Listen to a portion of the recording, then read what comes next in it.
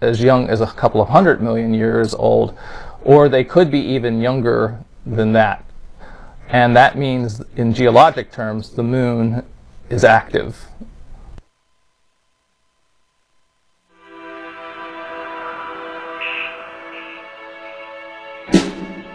Polar lunar craters are of interest for future space exploration because potential resources, including water ice, have been found to exist there. However, intriguing recent calculations from NASA's Lunar Science Institute team indicate a possible new obstacle to reaching those resources, and the implications are a bit shocking. Well, in a nutshell, what we're finding is that the polar craters are very unusual electrical environments. And in particular, there can be large surface charging at the bottom of these polar craters. Because the moon is only slightly tilted to the sun, landscapes at the lunar poles have several unique characteristics. With sunlight coming in sideways, tall polar peaks reach out and receive almost constant sunlight, while deep polar craters hide surfaces that may not have seen light for millions of years.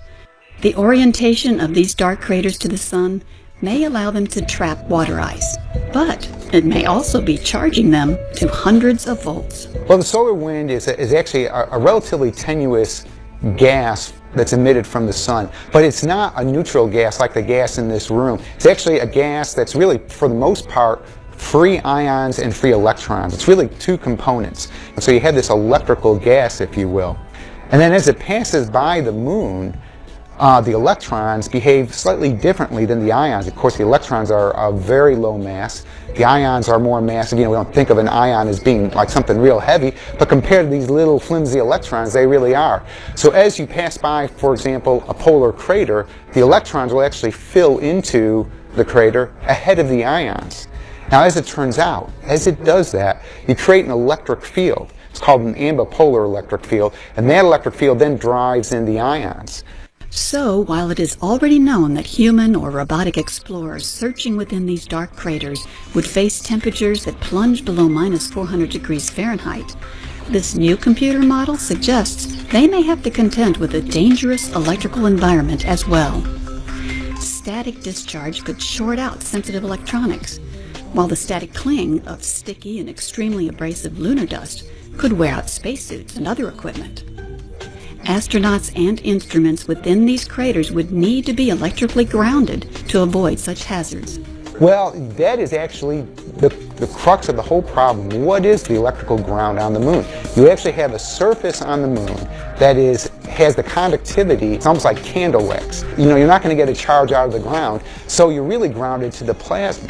All right, and when you're out in the solar wind, you know, on the surface of the moon, not in these craters or not in these mountains, okay, you're grounded. But when you start heading to these craters, you've now lost touch with your electrical ground. So it means you take a step, and you might have to wait 100 seconds before that charge that you just accumulated dissipates away. That's a long time to be stepping around. So you really do have to worry about human systems going into these craters. The next steps for the Lunar Science Institute team include more complex computer models.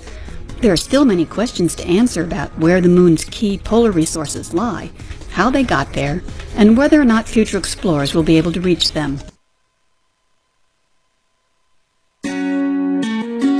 Using the Lunar Reconnaissance Orbiter's laser altimeter, NASA scientists have been counting craters to create the first ever comprehensive catalog of large craters on the moon. Here, individual craters larger than 20 kilometers in diameter light up using LOLA elevation data. By studying these data, scientists have discovered that in the moon's early history, the proportion of large impact craters to small impact craters was higher, indicating that proportionally more larger craters were formed then. This provides clues to the chaotic early days of the inner solar system, including Earth's own history. On October 9, 2009, a Centaur rocket impacted the moon, followed soon by NASA's L-CROSS spacecraft. NASA's Lunar Reconnaissance Orbiter was there, both to help pick the location of the impact and to observe the resulting debris and vapor cloud. First, an impact site had to be selected. Data from LRO's LEND and Diviner instruments helped pick a good location. LEND to find a probable source of hydrogen, and Diviner to pick a cold, permanently shadowed region likely to contain certain volatiles. Once the impact occurred, these same instruments, along with LRO's LAMP instrument, observed the impact. LAMP revealed the presence of molecular hydrogen, carbon monoxide, and other materials. Diviner measured a noticeable change in thermal radiation coming from the site, and Lend reported the presence of hydrogen. All in all, these results both complement L-Cross findings and pave the way for future study of Earth's own satellite.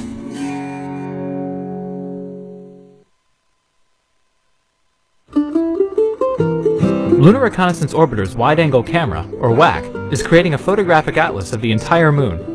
By stitching together thousands of separate images, scientists can create a global catalog of the mountains, craters, and rills like those seen here near the landing site of Apollo 15. Color and contrast in WAC images give us clues about the chemical makeup of the lunar soil. The sharp border between the seas of Serenity and Tranquility, for example, is probably caused by differing amounts of titanium. Crater shapes reveal their ages. These three craters are like a time-lapse photo, from the youngest at the top, with sharp, well-defined features, to the oldest at the bottom, nearly erased by time. With the wide-angle images from LRO, we can improve our understanding of our nearest neighbor in the solar system.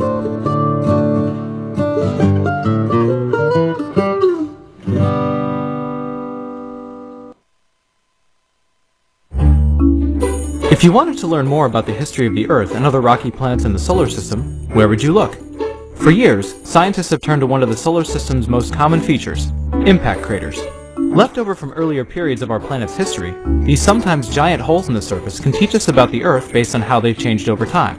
However, since even the newest impact craters in the Earth have changed due to wind, rain, snow, and even lakes filling them, we need to compare them to a fresh crater that still looks like it did when it was first created.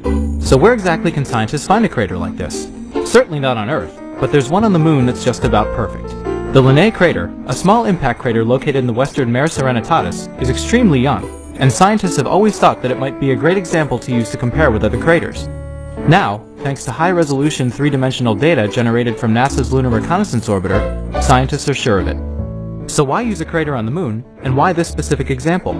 Unlike craters on Earth, and even Mars, many moon craters are well preserved because they erode much more slowly. However, despite that, not all moon craters are ideal for comparison. After a crater is first formed, it can be impacted again and again by other objects, which modify its original shape. This is why scientists have been looking for a crater that's not so beaten up, and one that preserves all the telltale signs of how impact cratering works. The Linné crater fits the bill perfectly. By looking at the data from LRO's LROC instrument, scientists have confirmed that it has remained largely untouched aside from normal wear and tear, which is what makes it so perfect for comparison. They've also discovered some interesting and unexpected things. For decades, lunar scientists counted on the simplest craters, like Linné, as being bowl-shaped. However, thanks to the new data, scientists have discovered that they actually resemble an upside-down cone. This, along with other findings, sheds new light not only on Linné crater, but also on the evolution of similar craters on the Earth, Moon, and other planets, allowing us to get a better picture of our own history. In fact, the simple shape of Linné, and the way large boulders are strewn around its rim, are the basic tools of forensic geology that allow scientists to understand how craters start out on the Earth and Mars before water and wind wear them away. Without craters like Linné on the Moon, we wouldn't know how landforms evolve over time in the presence of weather, climate change, and other factors. And all by looking at what initially appears to be just another hole in the ground.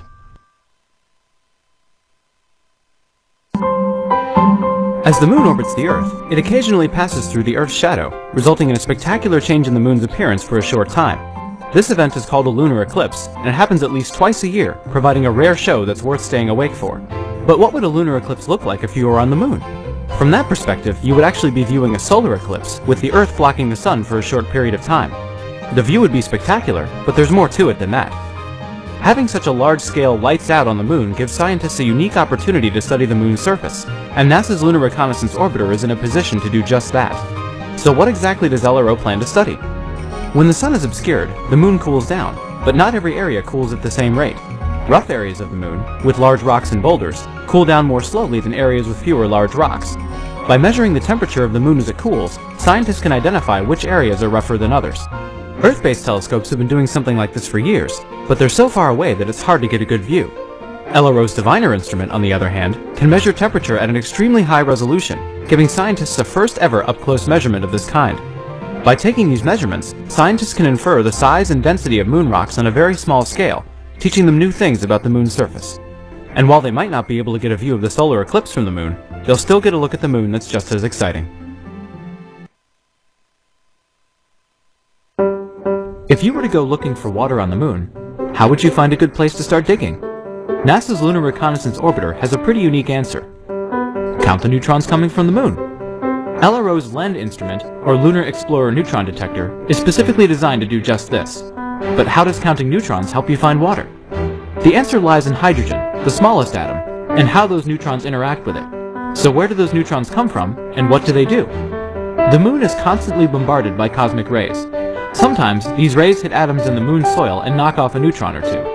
These neutrons then go bouncing across other atoms before heading off into space. In soil that doesn't contain much hydrogen, the neutrons are much smaller than the surrounding atoms they crash into, so they don't slow down too much. However, in soil containing larger amounts of hydrogen, some of the neutrons hit the similarly sized hydrogen atoms, which absorb a good deal of the neutron's energy and slow them down, darken, and turn a deep red before eventually returning to normal. This is called a lunar eclipse. If we were to look at what happens from space during an eclipse, it would go something like this. First, the moon passes through what's called the penumbra, where the sun's light is only partially obscured. This results in only a slight darkening of the moon. As the moon continues along its path, however, it enters what's called the umbra, where all direct light from the sun is blocked. But if the sun is blocked, why does the moon turn red? When light from the sun goes by the side of the Earth, it passes through a long and thick layer of Earth's atmosphere. Shorter wavelengths of sunlight, like blue, are scattered by the atmosphere, so by the time the light has finished its trip to the moon, more of the longer wavelengths, like red, are left over. On the Earth, the same thing happens at sunset as the ground you stand on gradually passes into night. As the eclipse ends, the moon leaves the umbra, returns to its normal color, and then leaves the penumbra, brightening and resuming its original cycle. Overall, the whole process lasts only from a few minutes to a few hours, so you'll have to be quick if you want to see it. But, as long as you're willing to stay awake, you'll catch the moon as you won't see it too often. My name is Noah Petro. I'm a research scientist here at the Goddard Space Flight Center, and I'm also on the LRO Project Science team. We have some of the most stunning images of the lunar surface that I've ever seen. These are pictures of the Apollo 17, Apollo 14, and Apollo 12 landing sites, giving us the clearest view of where the astronauts went, where they sampled, where they conducted scientific experiments on the lunar surface. So these are images that were taken by an instrument called the Lunar Reconnaissance Orbiter camera. It's an instrument on the LRO mission. When I first took a look at these images, my jaw dropped to the ground. When you see something that you've never seen before, and in a quality that you've never seen before, it really just made me speechless. For example, at the Apollo 17 landing site, we can see where the lunar rover is parked on the surface. We can see where it drove around the lunar module.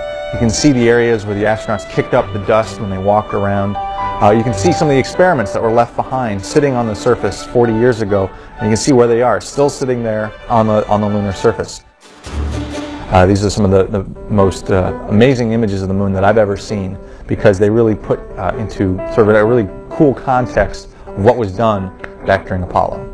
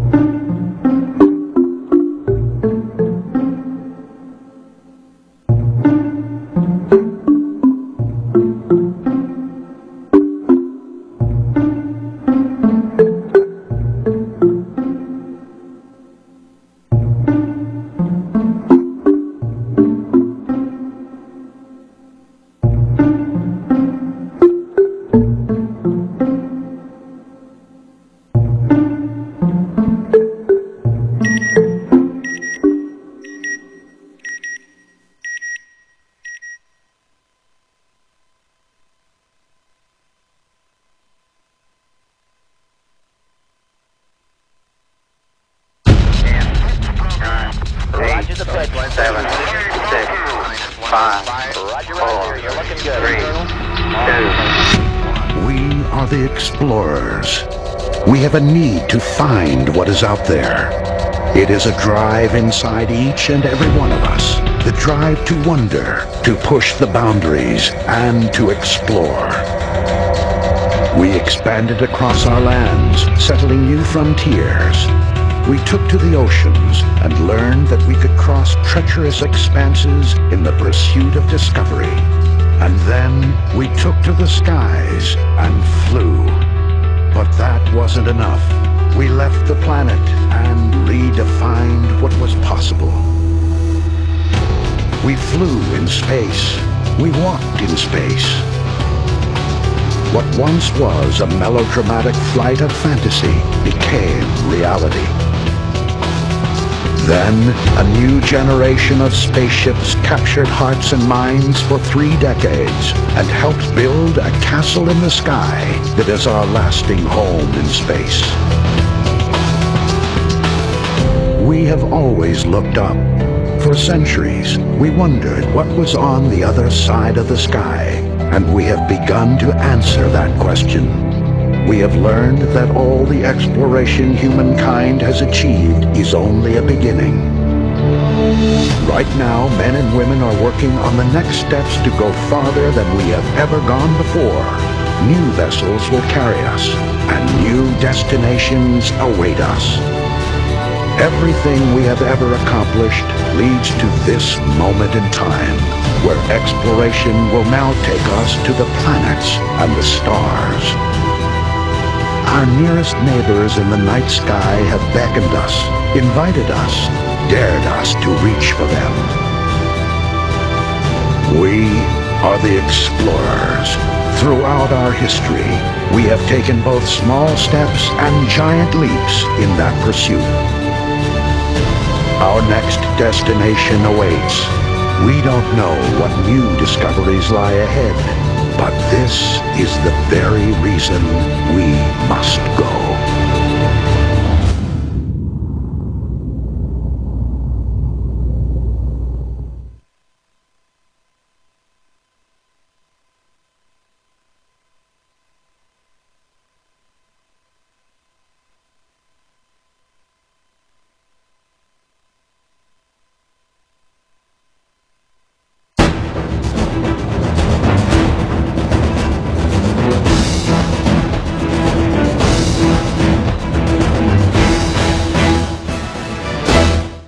Welcome to Mission Control in Houston. My name is Pat Ryan. I'm the Public Affairs Officer on the Orbit 2 shift here in Mission Control today. And we just finished up our daily update of the news on board the International Space Station. And looking forward to talking to you about the station and about space exploration. Brought along somebody who knows all of that stuff even better than I do. Eric Boe is an astronaut. He's been an astronaut since 2000.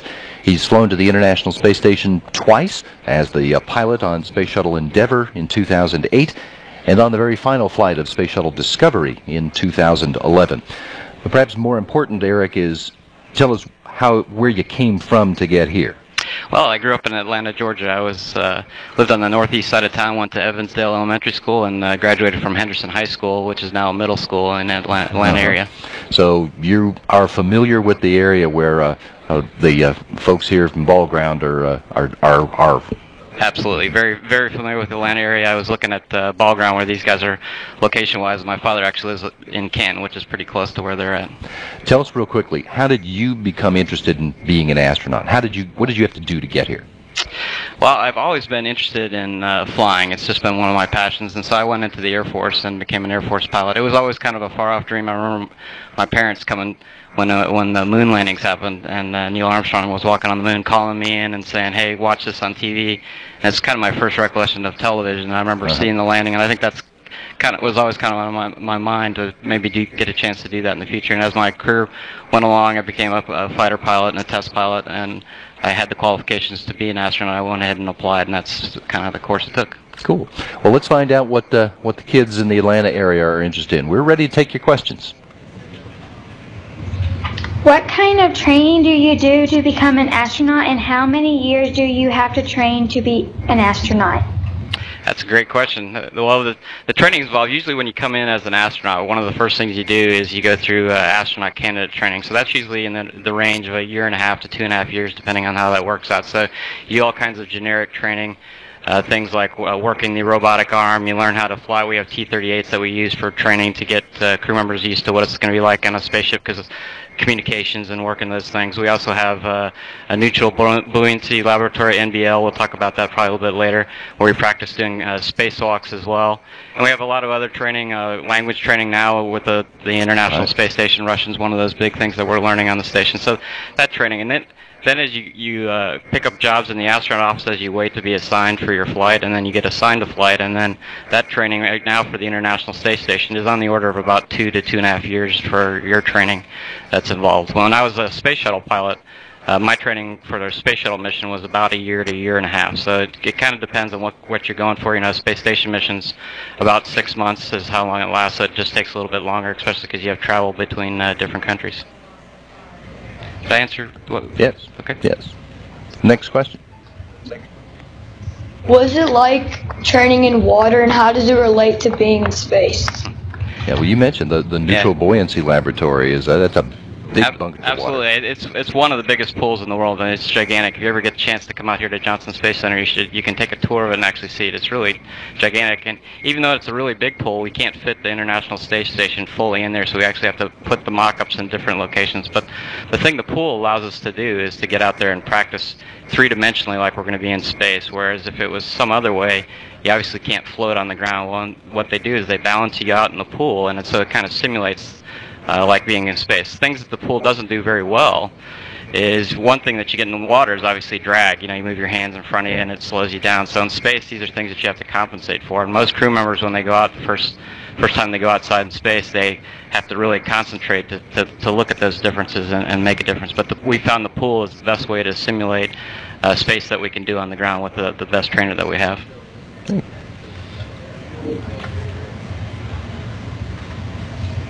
Did you like scuba diving before you started training with it? That's a great question. I did like to do scuba dive. I was stationed in the Air Force on my first assignment as an operational pilot, and I was in the Philippines, and that's where actually I learned how to scuba dive, and I had a great time there. The scuba diving was excellent. So beautiful. Beautiful place to learn how to scuba dive, and I've continued scuba diving throughout my life. But we also scuba dive. Not only do we wear a spacesuit in the pool, but we also practice in the pool for our spacewalks by looking around at the mock-ups in scuba gear. So I really enjoy scuba diving, and I enjoy it both in our NBL and also out in the ocean. And I'll point out that there are other people who are helping train astronauts who scuba dive. I had never been a diver before, but shortly after I came to work here, I got trained in scuba diving so I could go in that pool with a camera to shoot video of the astronauts while they were training.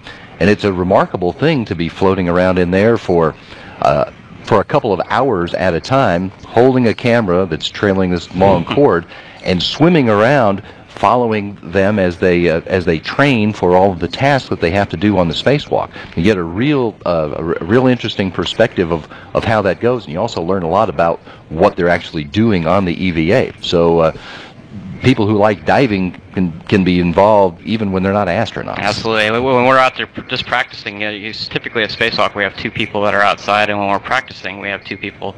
But we have a whole team that's supporting that training that we're doing in the NBL. And so when we do that, we have, just like you said, photographers that are working with us. We have safety divers that are keep watching us. We have camera float photographers. We also have people talking to us on the loops that are not in the pool, but they're looking at some technical details. So we have a huge team that's helping us train while we're in the water. So absolutely, there's a lot of things to do here. Who's next? Is astronaut training tiring? Astronaut training can be tiring. It's really a lot of fun. It's a lot of hard work. There are times when it goes quickly when you're working really hard, and there's other times when you just got to do some brute force of looking at things and really studying things. But the pool that we just talked about, when you're doing a spacewalk, is because you're fighting against the suit. Typically, when you're in space, you have a pressure differential which makes the suit kind of rigid when you're moving your arms back and forth, and so that really makes it, and doing things with your hands, like your task of squeezing with your hands, can be very difficult. So when you get done with that, whether you're doing a spacewalk in space or you're in the pool, you end the day and you're fairly tired. And other things like that can be fairly rigorous in our training. Okay. Is the suit you wear heavy? That is a good question. It is heavy, actually. The white suit, when we go outside for a spacewalk, weighs about 300 pounds or so. So it's a fairly heavy suit that you got to move around. But you got to remember, when you're in space, we call it. That's, you said you have to work against the suit, is because of it's pressurized on the inside. If you go out to do a spacewalk where there is no atmospheric pressure, because there is no atmosphere, you have to have the pressure on the inside of the suit in order to provide you with an environment that you can live in. And it's that pressure that makes it hard to operate, that makes it tough to work against the pressure on the inside of the suit. Exactly right.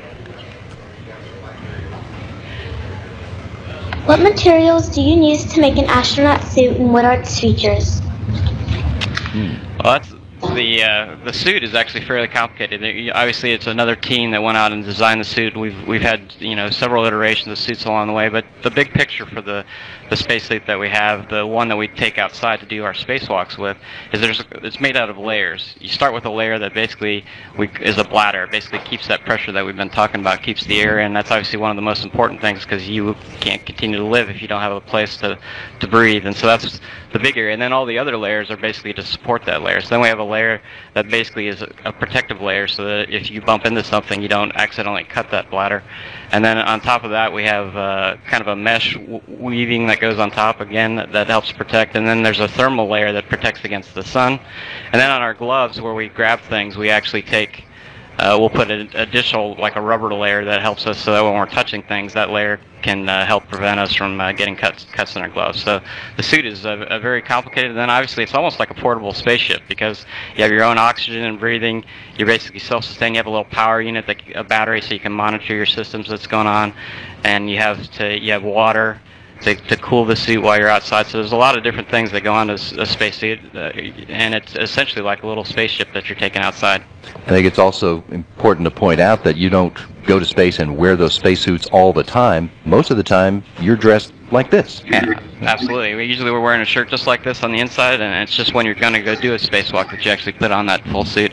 And typically, when you're riding up and down, you put a spacesuit on, but then once you're in orbit, a lot of times you take the spacesuit off, do some work, and then you put the suit on. So most of the time, you're not wearing a suit, but there are times when you're having to do the spacewalk, or special times that you put the suit on.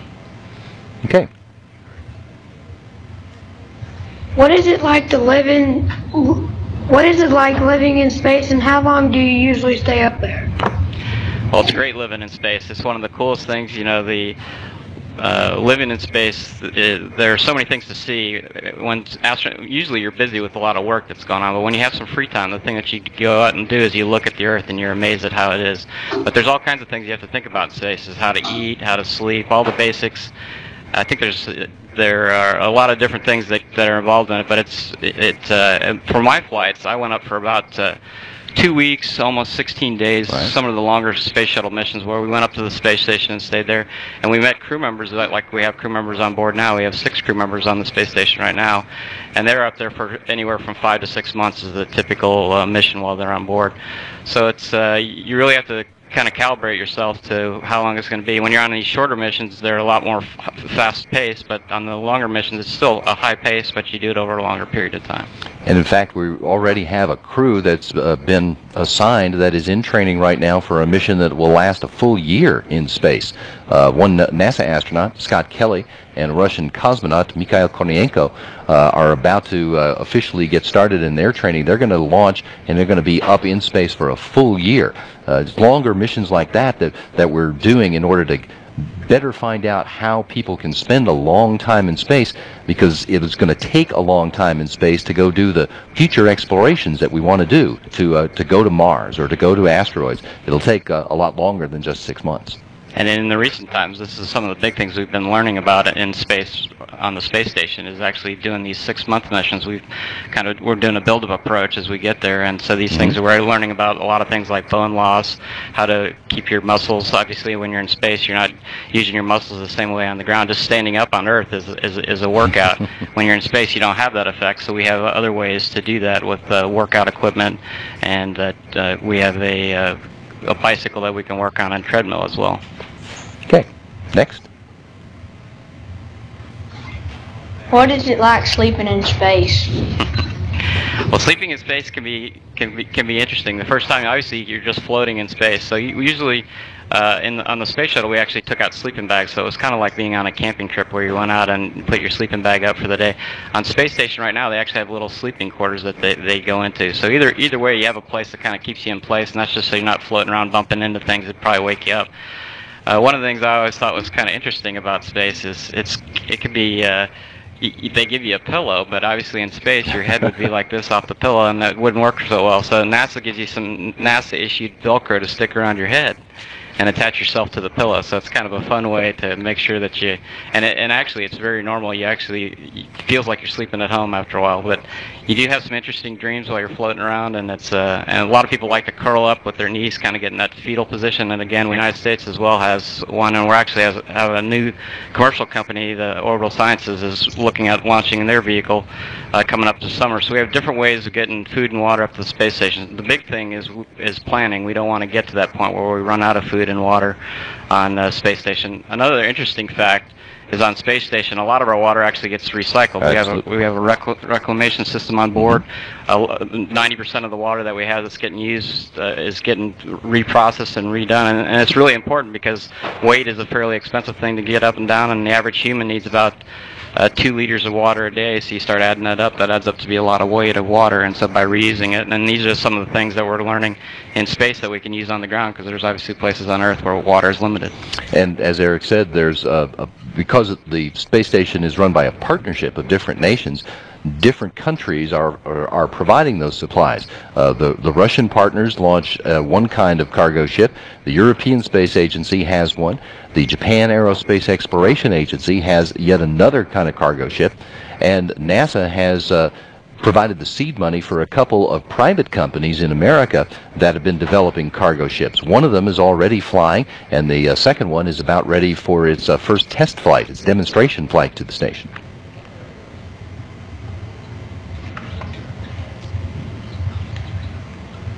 Did you see the Great Wall of China while you were traveling through space?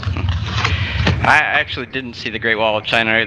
The timing for lighting didn't work out that way, but there have been people that have seen the Great Wall of China, and actually with a camera you can see a lot of things on Earth that you know that humans are there. We're flying fairly low over the planet. We're at the range of about 200 to 300 miles up in space, depending on where you are in your orbit distance. So you're actually fairly low going across the planet, and you can see the Great Wall of China from space, but there are a lot of things that you can see that are man-made from while you're going around the planet in orbit. But the Great Wall of China is a pretty amazing one. It's on my list if I get the chance to see it when I go up there next time. Okay.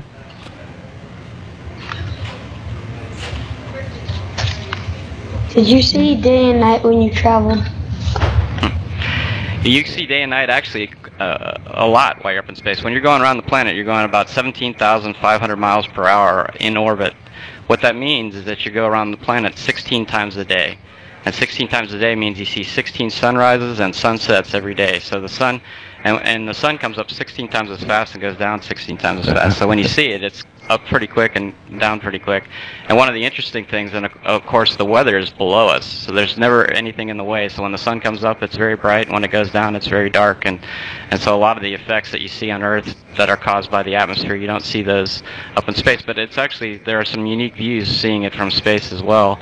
And the sun, on spacewalks like we were talking about earlier, you really have to take into account where the sun is, because it can actually, if you're looking right into it as you're working on something, it can really blind what you're doing. Or when the sun goes down, if you don't have your lights on, you won't be able to see the task that you're working on. So keeping track of where the sun is actually a fairly important thing, but it also affects how you sleep, because obviously a lot of people use the sun on the ground to kind of tell what time it is. So you kind of have to get used to a new clock, because you look at the sun a little differently while you're up in orbit. Okay. Does your oxygen level drop in space? Your oxygen level, actually, it's all maintained. We have systems on board that maintain it. We have a whole mission control room here in Houston, and also there's one in Russia as well, that are looking at these to make sure that we have the right mixture of gases in there. So we have to keep track of that as part of a thing. So as you breathe it, obviously it drops down, but we have a tank outside that actually helps put more oxygen in the air. We have ships that bring up oxygen as well, and we can actually split oxygen, take water, we can split the hydrogen and the oxygen and actually get oxygen from that as well. So there's multiple ways to get it. It obviously goes down as we breathe it, and we just have to replace it over time. So it's something that we have to monitor continuously. Can you watch the Atlanta Braves game in space? Yes, you can, and that's an important thing to do. I remember when I was up in space on one of them, I was actually, when I was on a trip, we flew over a Georgia Tech game, and they actually announced this on the news as the space station flew overhead. I didn't hear about it at the time, but when I landed, people showed me pictures where they were talking about our crew going over top of the game. But yes, they can actually put up games. They can also put up television shows that the crew wants to watch. So there are ways to do that. But a lot of times you're busy, but you could watch it, on a weekend or when you have some time, at night or something like that, get a tape view. But only for big things do you get a chance, maybe like the World Series or something, you might get a chance to watch that. There's not a television that you can turn on and just watch whatever's on television, but the folks who work here at Mission Control in Houston can take whether it's a Braves game or the World Series or the Super Bowl or something, they can send that up to the crew members and they can watch it on a laptop, on a computer laptop screen, so they can keep up with things like that. And most crews request those kind of things, and we have a group here that on the ground that actually helps us get that kind of what you're looking to watch while you're up on board on orbit. Have you seen anything unusual in space? Not counting your crewmates. Yeah, the things that you see unusual in space, probably the biggest things is just how amazing the world is when you look out the window. I mean, you can really see the planets alive. You look out the window and you can see the atmosphere, you can see the blueness of the oceans. There's a lot of places you fly over in the Earth that a good chance you won't get to see in real life. And there are a few places. When I was on orbit, I saw New Zealand. It was one of the things that always flew underneath us fairly often, and I got the opportunity. I was lucky enough to go down to New Zealand later, and it was neat to compare the view that you saw from space and the view. So the things that was most unusual is seeing our planet from a different vantage point. Yeah. What is your favorite thing about living in space? I'd have to say my favorite thing about living in space is really just the mission. It's one of the things that I like being about an astronaut is the people that you're working with, and it's not just the astronauts that are on board the space station. It's everyone that's in the team, because when you see an astronaut in space, there's actually 1,000 people that are behind that are doing. We have a control room here. We have rooms that are actually behind the control room that support the control room and things that are going on. The people that design the hardware. You get to go out and meet a lot of these people that worked on the thing, the scientific effort. It's really just a huge, big effort, and it's really neat. And then we've talked about the international partnership that we were talking about earlier. And it's just one of those things that, you have astronauts that are from different countries. You have teams from different countries, and all this is going on at the same time. When you start thinking about it and you look at it, and then you look at the planet, and you realize there's this huge team effort and all these people involved.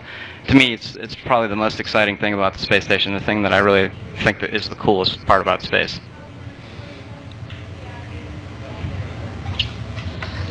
How does Mission Control help you? Well, Mission Control does a lot of things for us. They really kind of set the schedule for the day. So every day when a crew member wakes up, we have meetings the day before, and then that day they get up and they look at the things that they're going to do, and they kind of have a schedule. And a lot of times we come up with challenges where something doesn't work the way we expect, or we have, like tomorrow we have a vehicle coming up for rendezvous. A lot of these things are going on in the background where the crew member is not directly involved in it, but they're keeping us informed on what's going on with those vehicles. And when you have problems, that's the ground crew. They're pretty much, we work back and forth continuously. We're constantly having discussions. We're having email traffic go up and down. We get videos that come up and down that talk about the experiments that we're working on, or the areas that we want to repair on the vehicle. So Mission Control is extremely involved, and it's one of the big training areas. We even have a person that we call a Capcom here in the control room that actually takes what the control room is talking about and then pipes it up to the astronauts and vice versa. So it's a very essential part of the whole mission of getting the job done.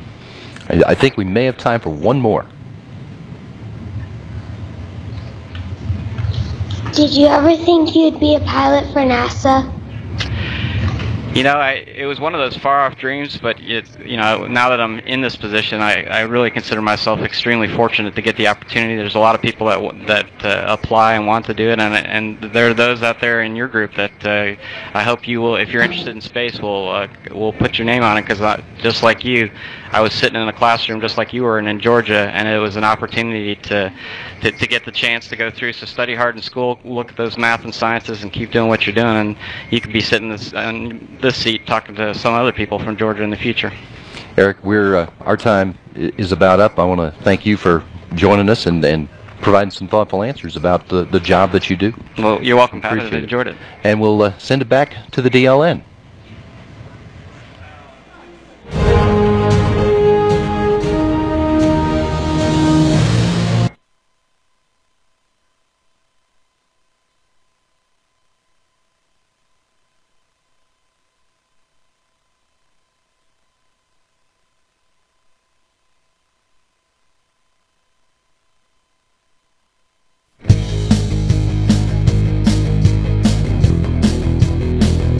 Science, technology, innovation, education. That's what NASA's all about. NASA Television brings you the universe like no one else can.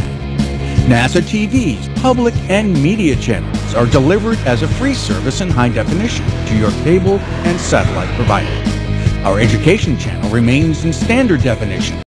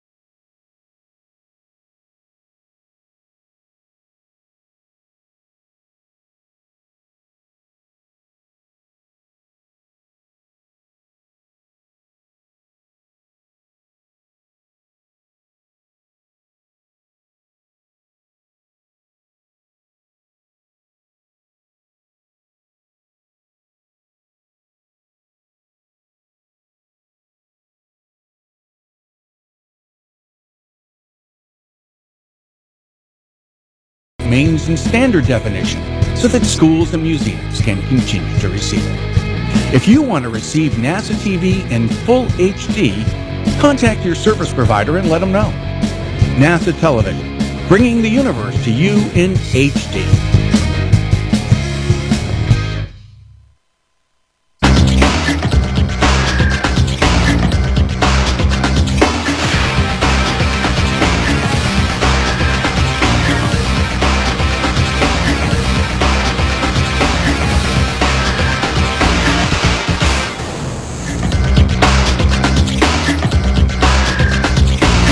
guys. Thank you. And so to start us off, we just want to talk really quickly about what the goal of NASA Science Uncut is. And our producer, Cedric Harris, actually said to me, he said, when we go and film NASA Science TV, a lot of times the most interesting conversations happen when the scientists think the cameras are off. And so what we want to do is try to recreate that here and just have a conversation about the changes that are going on in the Arctic. But before we get to that, what we really want to start over with, I think, is the question that a lot of viewers have. What's it like working at NASA? And so, Waleed, what did you take it away first? Sure. It's great working at NASA, particularly as a scientist, because we are really at the forefront of some of society's greatest achievements in human exploration, in scientific research, in technology and engineering. So it's so stimulating in so many ways. And as an earth science, particularly one who studies cold places that are kind of hard to get to, there's a special thrill because the satellite and airborne perspective give us a way of looking at these places that we can't achieve any other way and really reveal the secrets that have been hidden from humans for thousands of years. Yeah. How about you, Laura? What's it like? Because you kind of, you just started a few years ago at NASA, right? I started 4 years ago, and I came right out of my PhD program, came right here to NASA, and I couldn't have wished for anything better, actually. It's such a great place to work. It's exciting. We have twice a year aircraft flying over the polar regions, new data coming in all the time. On top of that, I get to work with some of my colleagues who are just the greatest scientists in the field. And it has just been an honor and a pleasure to come here and work at NASA, look at new data all the time. Okay, now Thorsten, you run some major missions, so tell us what it's really like to work at NASA. Okay, enough with the... Well, I think overall, being a scientist and maybe being at NASA in particular is extremely playful. We just play around with data, we take measurements, try to make sense of all the data that we are collecting. And Waleed mentioned polar regions.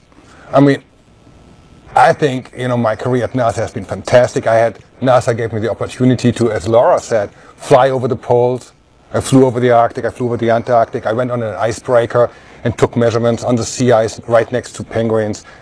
It's I don't know, it's science, it's playful, and you do exploration, space exploration as well as, exploring, the ice in itself. So the reason that we're all here today, too, is to talk about what's been going on in the Arctic, right? Where all of you guys have gone and worked and things. And what we really want to hear about is your personal perspective on these things. So let's just recap what's gone on in the last year. The sea ice melted back to the lowest that it's ever been. The entire surface of the Greenland ice sheet melted. What does this mean? Are we taking the Arctic to a new state? Laura, what do you think? I think the changes that we're seeing in the Arctic right now are just a continuation of this warming that we've seen and we'll continue to see into the future. But Waleed, when you started working at NASA, right? I mean, it was a different time. We didn't have this kind of change going on in the Arctic. That's right. We had only recently developed the tools that let us even look at this kind of change. So, it takes time to build up observations to assess the meaning of what we're seeing. And yes, when I first started, we could watch the ice grow and shrink. We could watch it melt and refreeze. But it was through this persistent observation that we've been able to watch that turn into a trend of increased melting, into a trend of decreased sea ice cover, into a trend of lost ice mass on the ice sheets contributing to sea level rise. So yeah, I've been lucky in a sense to have been a part of the transition where we went from first figuring out how to look at these kinds of things to actually looking and observing and understanding the kinds of changes we're seeing and observing this transition. So we should probably break it apart, right? So when we talk about the change in the Arctic, first, let's just start with the sea ice, right? Floating ice on the cap of the polar ocean. Thorsten, what's been going on with this thing and how do we study it? Well, the cool thing about NASA is, and the only way to study the polar regions on a frequent enough level is from satellites. So in looking at satellites provide the only means to look at the polar regions on a daily basis. And we've learned so much from the satellites. And the Arctic, the sea ice, is not like a frozen lake that just melts and freezes over. It's a highly dynamic system. It opens and closes. Ice is leaving the Arctic or the Antarctic system through currents along Greenland or, you know, along the peninsula. We've had satellite measurements since the 70s, right? And I mean, why is it so important that what's going on with Arctic sea ice now? Like, what's happening that's such a big deal? What is... We've been monitoring the sea ice. Like, it melts every year, right? It melts every year. It grows back every year. And we've been monitoring, as you said, the Arctic sea ice and the Antarctic sea ice since the 70s, late 70s. And we saw early on when I started, when I was a PhD scientist, we saw there's a slight decline in the sea ice. But, you know, the climate changes all the time.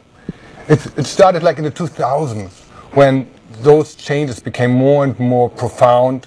You know, they became bigger, they became more... They happen every year. They happen every year. When we talk about the decline, right, and throw it open for anybody to talk about, what do we mean by decline? Like I say, every year we know that the sea ice, it grows, it melts, it actually goes all the way out from outside the Arctic, right, up around Greenland, up around Alaska. The summer months it melts back, and lately it's been melting back more than ever, right? It's also thinner now than ever, right? So, but I think it's hard for people to put that in context, you know, because they know that it's always been this natural variation thing. What is it that's going on right now that's so special? Sure. Well, the Arctic grows, as you said, and shrinks and grows and shrinks. And when there has not been sea ice in the Arctic in the summer. And we appear to be approaching that time. Yeah, right. I mean, the whole history of explorers looking for the Northwest Passage, right? All getting trapped because there was too much ice. Exactly. Now they can go through. Now they can do it. It's a summer sail. And so this sets up potentially a very new environment for human civilization that we are not familiar with. We haven't experienced. We don't exactly know what to expect. So the significance of the trend we're seeing is that it seems to be taking us to a new place where we've got no experience. When you say no experience, like we're talking about changing weather patterns over North America, we're talking about, you know, look, we're trying to get beyond the headlines, right? Which is, we talk about changing in the ocean, right? How's the Arctic connected? I mean, it's hard to believe that changes at the top of the planet affect us in other parts of the world. Oh, it affects us profoundly. I mean, the very ocean the Gulf Stream, you know, something that we all warm water coming up along the east coast of the U.S. So you have very different temperatures off the coast of Virginia than you do in Massachusetts because you've got the warm water coming up along the southeast and then it veers off into the Atlantic. That kind of circulation, the Kuroshio current in Japan, these major ocean circulation patterns have their roots, have their core in what's happening in the Arctic and Antarctic. It's the presence of ice that sets these things up and allows them to happen. With that ice going away, we're not sure what the response is. All we can expect right now with confidence is that it'll be different. What different means is still subject to interpretation. The maps. And that's a lot of what we do, right? Like I say, we take it for granted. We see these pictures of the planet from space. In the Arctic, it's dark for 6 months of the year. How do we than you think, than most people think. You're all looking at this. I'll be the prop guy. Well, the point is really, most of the time it's dark, especially when you have absolutely zero sunlight. The way it works, many people have seen these thermal infrared images of houses of people with a thermal infrared camera. And just like visible light, it's not just the visible spectrum that you have, the sunlight also has a portion in the ultraviolet. And in the same way, the thermal infrared radiation from the Earth has a portion in the microwave range. Very, very long wavelength. And we are tapping this radiation to monitor the polar regions. And why these microwaves are so great is they penetrate clouds. And that's phenomenal. They're a passive sensor. We can just have a microwave radiometer over the pole and measure the radiation. And we can measure the radiation through the clouds. So only with microwaves, we can actually get daily images of the entire Arctic and the entire Antarctic. So we have really good maps. Oh, we have phenomenal this is one thing. We know this really well, that we're losing that ice. Go ahead, Laura. Well, in these maps, as Torsten was talking about, they penetrate into the snow. So over the ice sheets, and even over seasonal snow in the U.S., we can gain information from these satellites about something as small as a snow grain change. And that's very impressive. And I would say to the audience, you can take a very cold ice cube and put it in your microwave that you have at home and turn it on, and you'll see that it'll actually, the microwaves will penetrate right through that ice. It won't melt. So as long as it's a very cold ice cube, you can have it in there for 20 seconds, it won't melt. And that's exactly what we're using with these satellite sensors, to look at how the ice is changing from everything from the entire extent of the polar sea ice to small changes in grain size over the ice sheets. But if you do try the experiment, don't go for like 5 minutes. No. Once there's water, it'll absorb. Hey, so let's change gears. So again, the other component of the Arctic change, right? We talked about the sea ice, the land ice, and we've got glaciers in Alaska and small ice caps and things in Alaska and northern Canada, and then we've got the major ice sheets of Greenland. And we had a big event this summer, which we had melting all of the surface of Greenland, right? Laura, tell us what that event was like and why it's important and how you learned about it.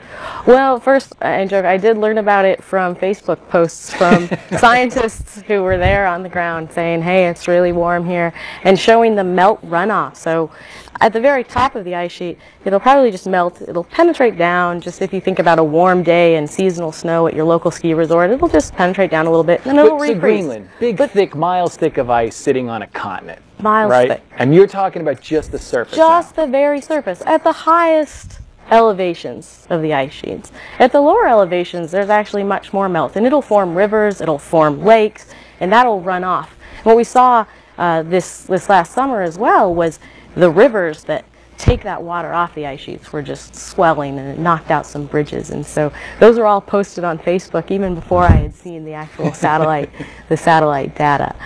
So we knew that the satellites were real. And if I can talk some personal experiences, I was very surprised. It melted at one of the highest elevations on the ice sheet, a place called Summit Station, Greenland.